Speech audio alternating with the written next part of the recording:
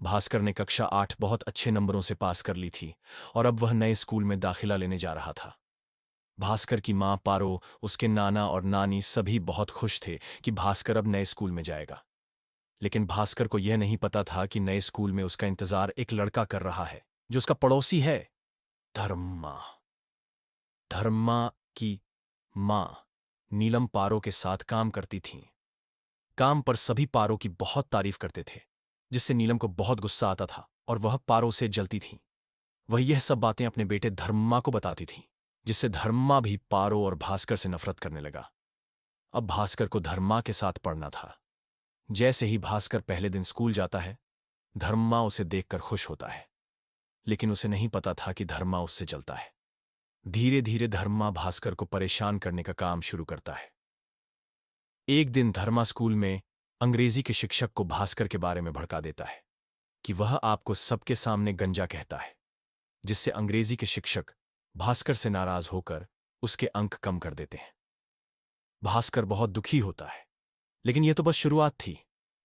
धर्मा हर बार कुछ न कुछ करके भास्कर की शिकायत अपने शिक्षक से करवाकर उसके अंक कम करवा देता था। थोड़े ही समय में जब कक्षा 9 का परिणाम आया, तो भास्कर के केवल 50% अंक आए और धर्मा ने 80% से कक्षा 9 पास की।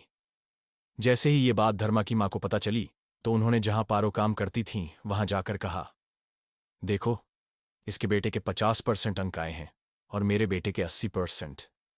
इससे पारो को बहुत बुरा लगा, लेकिन फिर भी पारो ने उम्मीद नहीं हारी, क्योंकि उन्हें भास्कर पर पूरा भरोसा था। कक्षा 10 में भास्कर ने पूरी लगन से पढ़ाई की, जबकि धर्मा उसे और उसके दोस्तों को परेशान करता रहा।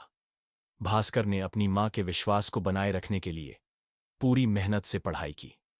धर्मा ने भास्कर के दोस्तों को भी उसके खिलाफ भड़काने की कोशिश की, लेकिन भास्कर ने अपनी एकाग्रता नहीं खोई। परीक्षा के बाद नीलम ने पारो को ताने मारे, लेकिन पारो ने अपने बेटे पर विश्वास बनाए रखा। नीलम ने पारो का मजाक उड़ाते हुए कहा कि भास्कर धर्मा से पीछे रह जाएगा। पारो ने नीलम की बातों पर ध्यान नहीं दिया और भास्कर को प्रोत्साहित करती रही।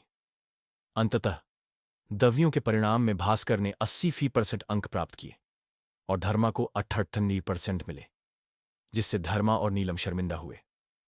भास्कर की मेहनत रंग लाई और उसने अपनी मां का सिर गर्व से ऊंचा कर दिया।